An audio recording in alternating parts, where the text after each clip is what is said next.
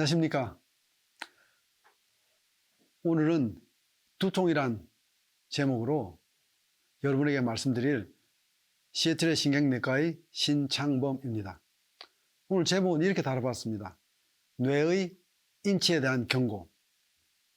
두통이란 것은 많은 분들이 또는 대부분 여러분께서 겪어보는 그런 통증이죠. 그런데 두통이 지나고 나면 또 잊어버리고 괜찮으니까. 그렇지만 이 두통이라는 것이 바로 여러분의 인체 모든 부분에 대해서 연결된 그런 경고장이다 라고 생각하시면 이 강의가 더욱 의미가 있을 것 같습니다. 자, 보시죠. 이건 잉카 문명에서 유물에서 발견된 그런 두개골입니다. 보시면 네모가 나 있죠. 저걸 환거술이라고 하는데요. trepanation, 이 환거술은 유럽, 아프리카, 환태평양, 남아메리카 여러 군데서 기원전부터 시행이 되어 왔습니다. 대부분은 동그랗게, 여기 네모났잖아요. 동그랗게 만들기 때문에 환거술이라고 했는데요. 그럼 과연 이런 것들이 왜 시행되어 왔을까? 도움은 되었을까? 그런 의문이 들 수가 있겠죠. 현대의학적인 관점에서 생각을 해보면, 예를 들어서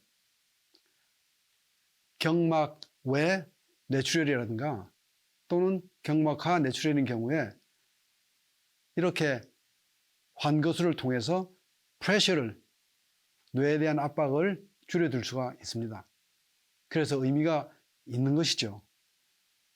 그럼 그 사람들이 저런 걸 하고 나서 도대체 살았을까? 대부분 살았다고 하는데 어떤 자료에 의하면 75% 이상을 살았다고 하는데 그건 잘 모르겠습니다. 하여튼 도움을 받은 경우가 있었기 때문에 전 세계에서 여러 나라에서 여러 대륙에서 시행해왔다. 그럼 어떤 경우에 저런 걸 시행했느냐 볼까요? 이건 그때만 해도 외상들이 많았겠죠. 그러니까 외상들이 많으니까 이제 뭐 뇌출혈이라든가 이런 경우가 많았을 거라고 상상을 해봅니다.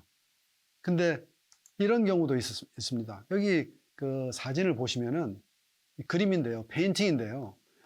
여기에 소위 말하는 의사가 있고 신부가 있고 수녀가 있고 책을 얹어 있지 않습니까? 이 책은 어떤 상징인데요. 이건 세타이어라고도 할 수 있고 또는 어떤 어리석은 행동이라고도 할 수 있고 어떤 비웃는 그런 조롱하는 듯한 느낌이 들 수도 있는 상황이기 때문에 이렇게 책을 얹어놨다고 이야기를 하는데요. 보시면은 여기에 뇌 구멍을 뚫고 있는데 여기에 튤립이 나 있습니다. 여기도 튤립이 얹어져 있습니다. 그리고 제목은 Extraction of the Stone of Madness. 그러니까 미치광이 미치게 만드는 돌을 뽑아내는. 그런데 그것을 재미있게도 튤립이라고 이렇게 표현했습니다. 튤립이란 건 더치, 그러니까 네덜란드 말로, 네덜란드의 속어로 어떤 바보 또는 멍청이 이런 뜻이 있다고 합니다. 그러니까 적어도 여기서 알 수 있는 것은 저런 환거술을 정신병에도 적용을 했다라고 볼 수 있겠죠. 그리고 사실 이 환거술은 현대 신경외과 술의 시작이 되지 않았을까 하는 그런 얘기도 하고 있습니다. 그러면 이 뇌세포 자체가 통증이 있을까요? 뇌세포 자체에는 통증이 없습니다. 그렇지만 뇌를 보호하고 있는 여러 층이 있습니다. 여러 층에는 바로 통각수용기란 것이 있어서 그것이 통증을 느끼고 그래야지 뇌가 보호가 되지 않겠습니까? 그래서 여러 층에서 통증을 느끼게 하는 수용기가 있는데요. 우선 두피부터 시작해서 두개골이 있고 또 두개골 근육이 있고, 그 다음에 골막이 있고, 그 다음에 그 밑에 경막이 있습니다. 얘를 보시면은 여기에 이렇게 돼 있죠. 맨 위에 두피가 있고, 그 다음에 근육이 있고, 그 다음에 거기에 여기 골막이 있죠. 거기에 다 통증 수용기가 있습니다. 그리고 바로 두개골 밑에 여기에 경막이 있고, 그 다음에 거미 줄막이 있고, 그 다음에 연막이 있는데, 여기에 경막과 연막에도 통각 수용기가 있습니다. 그리고 신경, 그 두개골 신경에도 있고, 그 다음에 혈관에도 통각 수용기가 있습니다. 그래서 뭔가 잘못됐을 때 그것을 보호하기 위해서 여러 겹겹이 방어 태세가 되어 있다는 것이죠. 왜냐하면 뇌가 바로 사람이니까요. 근데 여기 그러면 이 통증 감지는 어떤 요인에 대해서 유발이 되느냐 하면 대부분은 뭐 스트레스라든지 또는 근육의 긴장, 또는 혈관의 확장, 외상 뭐 이런 것들이 되는데요. 이것은 뇌의 내부보다는 주로 머리와 얼굴, 목, 이 주위에 있는 근육하고 혈관에서 시작이 된다고 이야기를 합니다. 여기 보시면은 여기에 전두근이 있고 후두근이 있죠. 이렇게 연결이 되어 있죠. 그래서 전두통과 후두통은 많은 경우에 연결이 되어 있고, 또 목하고도 연결이 되어 있고, 그래서 여기서 통증이 이렇게 느낀다고 이야기하는 경우가 많습니다. 또는 이 옆에 보시면 여기 측두근이 있죠. 여기에서 소위 말하는 편두통이 잘 일어나는 부분이 바로 그 부분입니다.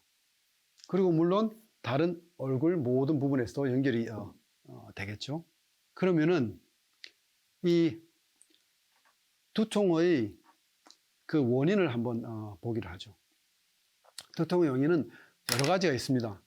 그 원인별로는 대부분 1차성 두통 또는 2차성 두통 이렇게 구분을 하는데요. 그건 의미가 있습니다. 왜냐하면 거기에 따라서 현대의학에서는 치료하는 방법이 다르기 때문에 그 원인을 알 수 없는, 원인이 불명확한 것을 1차성 두통이라고 하고, 그래서 두통 자체가 바로 질환이 되는 걸 1차성 두통이라고 하고, 그 다음에 원인이 질환을 알 때 그때의 두통을 2차성 두통이라고 합니다. 위험한 것은 바로 2차성 두통이 되겠죠. 그리고 또 부위별로 보면은 여기 전두통, 정두통, 후두통, 편두 또는 측두통 또는 안면두통 또는 머리 전체 아니면 뇌 내의 두통, 이렇게 부위별로도 판단을 구분을 해볼 수가 있습니다. 시간별로는 뭐 급성, 만성 뭐 이렇게 할 수도 있겠죠. 그러면 1차성 두통에 대해서 이건 너무나 여러분들이 많이 겪는 거기 때문에 조금 자세하게 설명을 드렸습니다. 우선 1차성하고 2차성 두통은 그 구분이 명확하지가 않을 때도 꽤 있습니다. 그렇기 때문에 어떤 분들은 1차성 두통이 한 50% 정도다. 아니면 이건 90% 정도다. 그건 그 구분과 연구를 한 장소에 따라서 달라지게 되겠습니다. 우선 1차성 두통에서 여러분들이 잘 알고 있는 것이 바로 긴장성 또는 경추성 두통과 편두통에 대해서는 대부분 다 한 번씩은 들어보시거나 주위에서 그런 환자분들을 보셨을 것입니다. 조금 특이한 것으로는 군발성 두통이 있고, 그 다음에 그 기타 여러 가지 두통이 있는데요. 우선 운동을 하다가 두통이 오는 경우, 기침을 해서 그 프레셔가 있어가지고 뇌에 전달이 돼서 두통이 오는 경우가 있고, 또는 성행위 도중에 어떤 클라이맥스에 오르기 전까지 바로 직전에 느끼는 통증 또는 그 이후에 느끼는 통증이 있고요. 그 다음에 갑자기 온다고 해서 벼락통증이라고 이름을 붙인, 단지 원인을 모르지만 그렇게 오는 형태다라고 해서 벼락두통이라고 하고요. 그 다음에 아이스크림 같이 차가운 음식을 먹었을 때 또 오는 두통. 이것도 생각보다 꽤 많이 있습니다. 그리고 외압력 두통이라고 해서 헬멧 같은 걸 아주 타이트하게 쓴다면 두통이 오겠죠. 그리고 찌름 두통 또는 원형의 형태로 동그랗게 이렇게 한 부분 오는 그런 두통 또는 수면 두통 이렇게 1차성 두통이 있는데요. 그 중에서 여기 보시면은 1차성 두통은 전후로 이렇게 되거나 아니면 좌측 그 다음에 측이나 또는 양쪽이 같이 올 수도 있기 때문에 그걸 측두통 또는 편두통이라고 합니다. 그런 그 긴장형 두통에는 원인을 모르기 때문에 1차성이라고 그런다고 그랬죠. 이건 머리 둘레 전체를 꽉 재는 어떤 밴드 같은 그런 통증인데요. 한번 일어나게 되면 30분 내지 일주일 정도 간다고 통계적으로 나와 있습니다. 이건 양쪽을 다 압박을 하지만 그 정도는 그렇게 심하지는 않기 때문에 신체 활동을 계속할 수 있습니다. 그리고 편두통에서 느끼는 그런 구역질이나 구토 또는 빛이나 소리에 대한 그런 과민 반응 같은 게 보통은 거의 없습니다만 과민 반응이 한 가지 정도 있다고 해도 이 구분에 속한다고 분류는 합니다. 이것은 두개골 근육이 긴장이 돼서 긴장이 스트레스나 수면 부족이나 생활 습관 자세 또 목의 그 자세 목의 그 커브처 이런 것 때문에 영향을 미치긴 하지만 정확한 원인은 알려져 있지 않습니다. 편두통은 이렇게 집게로 좌우로 죄는 느낌을 두개골 이렇게 집게로 이렇게 좌우를 찝는 느낌인데요. 한쪽이 더 심하기 때문에 주로 한쪽을 더 느낍니다. 그리고 이건 여자분들이 훨씬 더 많이 200% 이상 남자에 비해서 편두통이 많은데요. 그 이유를 호르몬에 관해서 여자들이 그 에스트로겐과 연결이 되어 있는가, 여성 호르몬과 연결이 되어 있는가, 아니면은 또 한편은 저는 이렇게 생각을 해봅니다. 남자들은 신경회로가 전후로 많이 연결이 되어 있고 여자분들은 좌우로 연결이 많이 되어 있습니다. 그러니까 신경회로를 많이 쓰다 보니까 거기에 긴장이 있으면은 그것 때문에 이쪽에 죄는 그런 느낌이 들지 않을까요? 그래서 이건 뭐 연구 결과가 나온 건 아니지만 저 나름대로는 그렇게 그런 패턴도 영향을 미치지 않나 생각을 합니다. 보통 한번 이건 있게 되면 한 20% 정도는 이게 너무 강하게 두개골을 누르기 때문에 어떤 정기적인 작용이 발생합니다. 그래서 그 감각신경이 초흥분 상태로 돼서 약간의 환각 같은 형태를 일으킵니다. 그걸 아우라라고 하는데요. 예를 들면 한쪽 눈은 정확하게 모든 걸 볼 수 있는데 똑같이 평상시와 같이 볼 수 있는데 다른 한쪽 눈은 지그재그로 화면이 보인다든지 지그재그로 어떤 사물이 보인다든지 줄어든다든지 이런 현상이 나타나는 그것은 바로 이런 정기적인 에너지 작용 때문에 그런 작용이 일어난다고 합니다. 한번 일어나면 4시간 내지 72시간 한 4월 정도까지 가는 것이 보통입니다. 주로 한쪽이고 이건 심장이 뜨듯이 쿵쿵쿵 하는 그런 박동성을 갖고 있고 이것이 있게 되는 경우에는 신체 활동에 지장이 있어서 일을 못합니다. 주로 조용한 방에 들어가서 빛이 차단된 그런 방에서 누워서 잠을 청하고 나면 많이 나아지는 경우가 있습니다. 그리고 이것은 구역질이나 구토 또는 빛 소리에 대한 과민 반응이 반드시 같이 오게 됩니다. 그래서 많은 분들은 보통 두통이라고 할 때는 편두통을 이야기하다가 아니죠. 긴장성 두통을 이야기하다가 심한 두통을 겪으면 편두통이다 이렇게 이야기하시는 분도 간혹 있습니다만은 정확한 구분은 아니지만 대부분 그렇게 말을 하곤 합니다. 그리고 이것은 편두통은 평생 고생을 하는 경우가 꽤 많습니다. 갱년기 후에도 이게 줄어드는 사람도 있지만 오히려 더 나빠진 사람도 있습니다. 여기 역시 원인은 불명확하죠. 그래서 1차성 두통이라고 얘기를 합니다. 그렇지만 유발 요인들이 꽤 많죠. 어떤 적포도주라든지 치즈 종류 중에서 또는 초콜릿, 조미료, 그 다음에 어떤 약물, 카페인 함유 음료, 또 여성분들이 많이 겪기 때문에 호르몬 변화랑 연관이 있는 경우도 많고, 또 날씨 변화도 영향이 많습니다. 특히 그 기압이 변화가 심할 때 일어납니다. 그리고 최근에는 헬리코박터로 인해서 어떤 위궤양이라든지 위염이 생길 때, 이때는 최대 3.5배까지의 편두통이 더 가능성이 많다. 또는 폐렴 환자인 경우에는 2.6배 정도 가능성이 많다. 이렇게 연구 결과가 나오고 있는데요.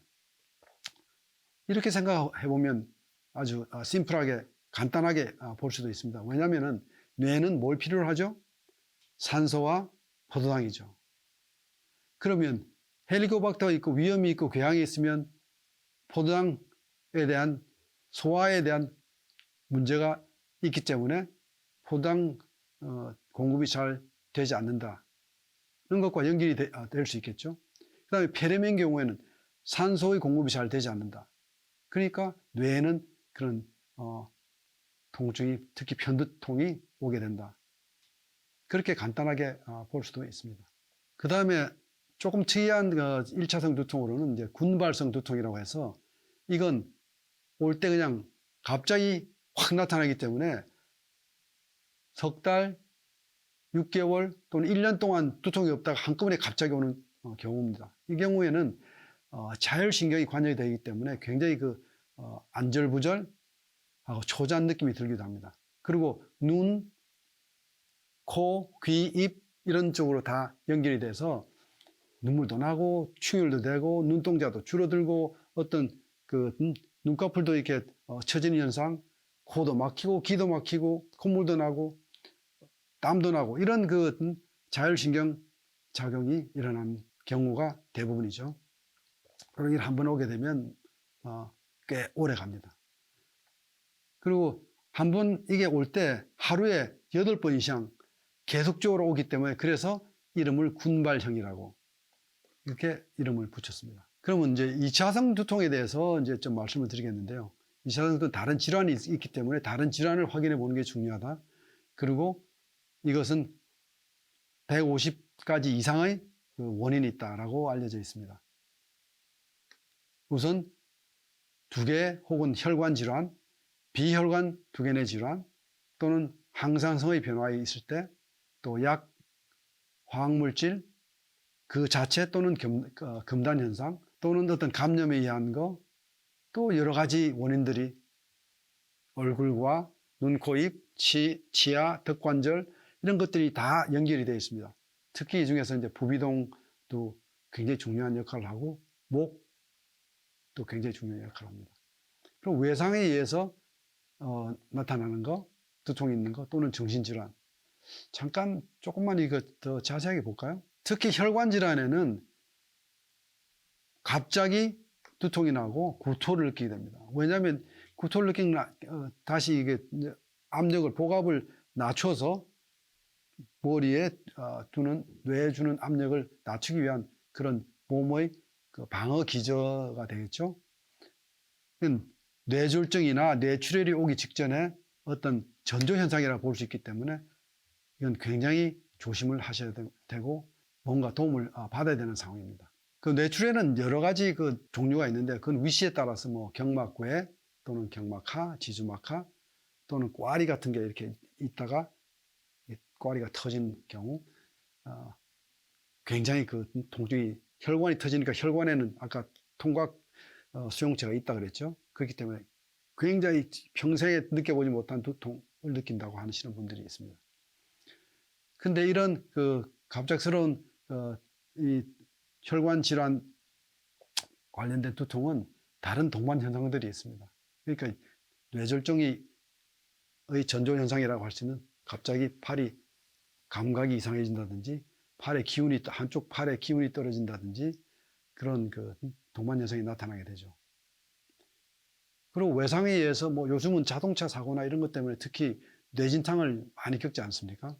그리고 또 목에 또 염자가 있는 경우에 그로 인해서 두통을 겪게 되죠.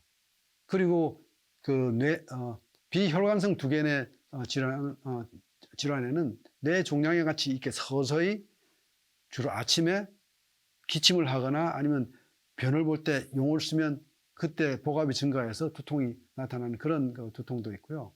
또는 뇌전증이라고 해서 이것도 마찬가지로 벼락 같은 두통이 나타나는 경우도 있습니다. 그 다음에 항상성 이상 관련 이건 기압 변화라든지 고산지대를 가거나 아니면 항공여행을 할 때 또는 잠수부들이 그 기압의 차이가 날 때, 그 다음에 수압의 차이가 날 때, 그리고 수면 무호흡증, 다른 원인에 의해서 이 항상성, 보통 때 우리가 몸을 유지하던 것에 대한 급박한 변화가 있을 때, 특히 기압이나 체온이나 이런 급박한 날 때 일어나게 됩니다.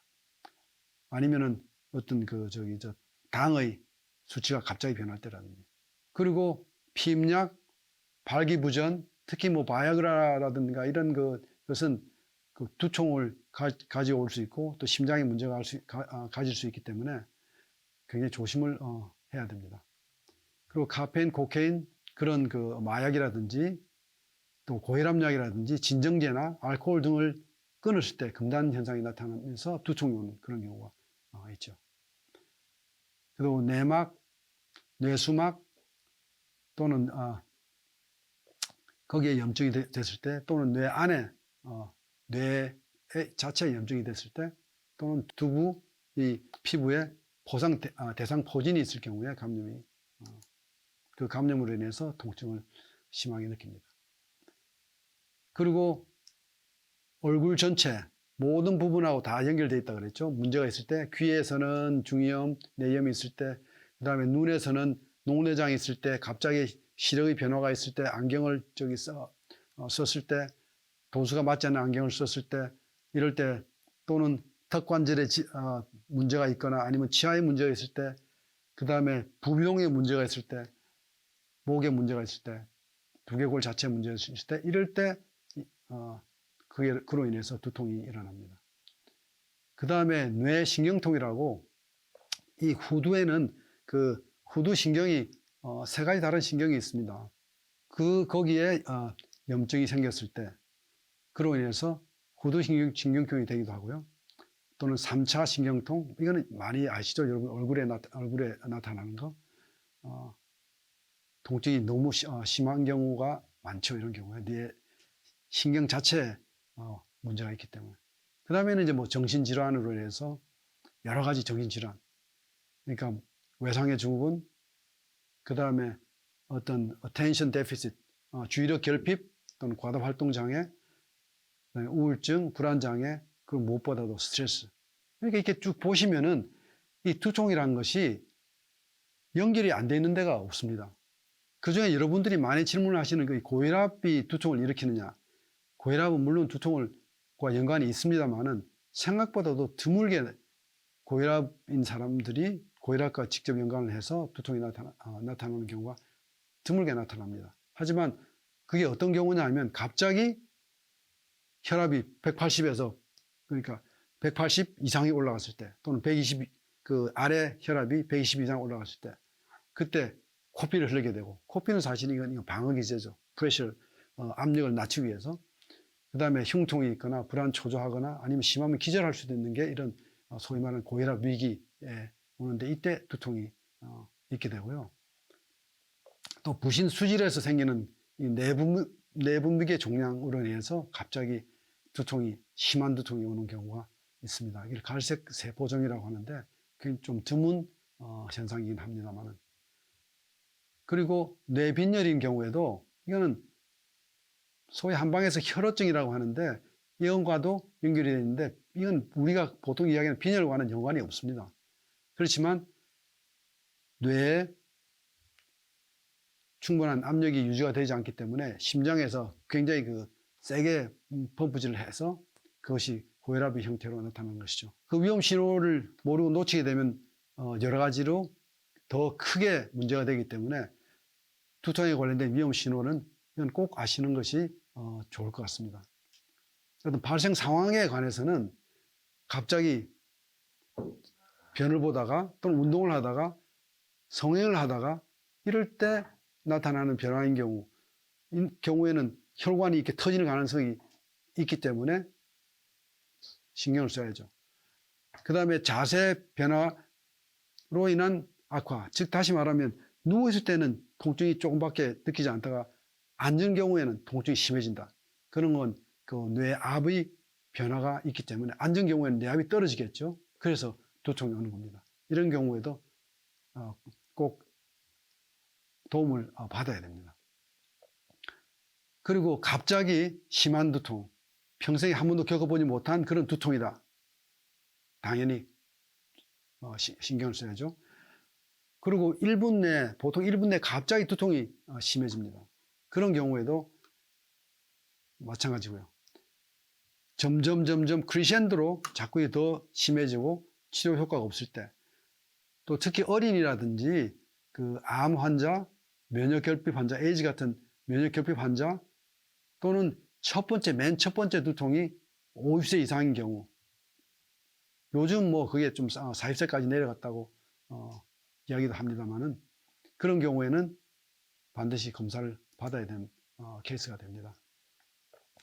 그 다음에 열이 나거나 우환이 있거나 구역질이 나거나 구토하거나, 그 다음에 박동성이 있고 체중 감소, 이명, 이런 것들도 이런 동반 현상에 따라서도 위험 신호로 보셔야 됩니다.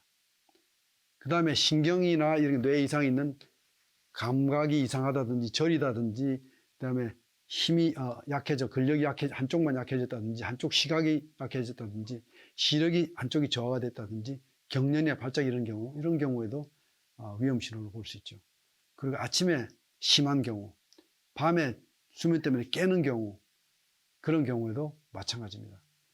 그리고 또 마지막으로, 이건 사람들이 별 조심을 하지 않거나 잘 모르고 지나가는 경우가 있는데, 사람들이 성격이 변했다, 그걸 동반해서 두통이 난다, 이런 경우에는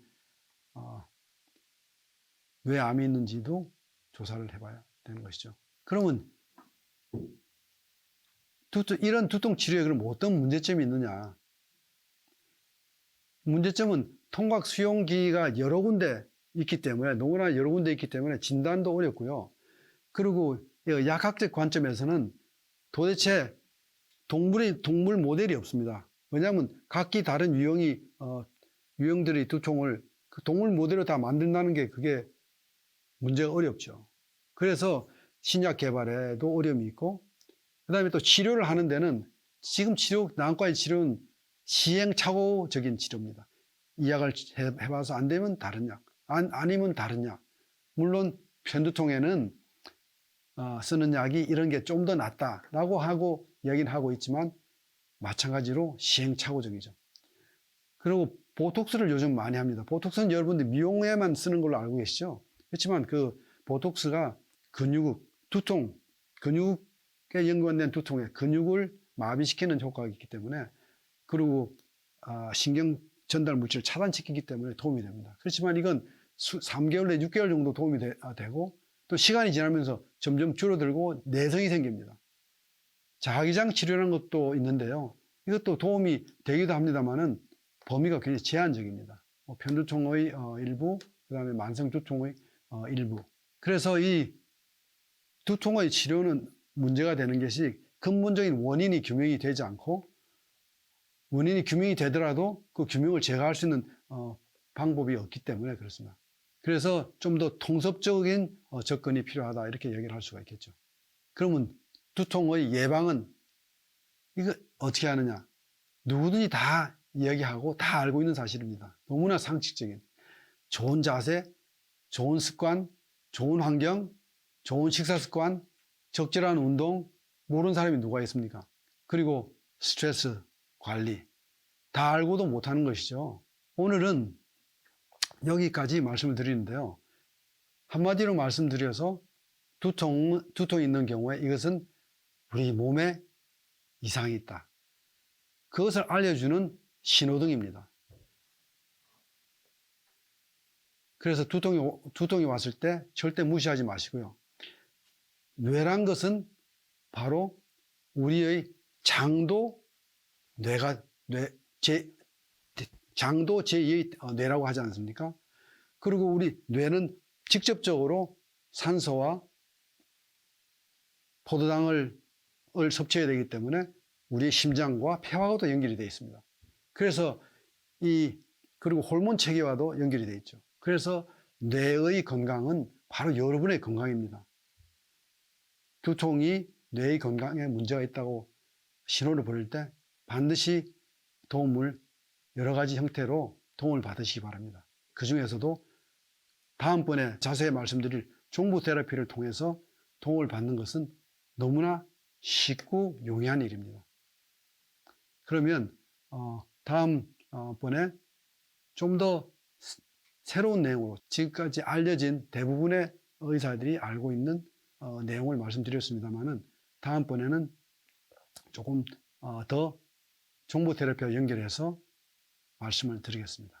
시청해 주셔서 감사합니다. 안녕히 계십시오.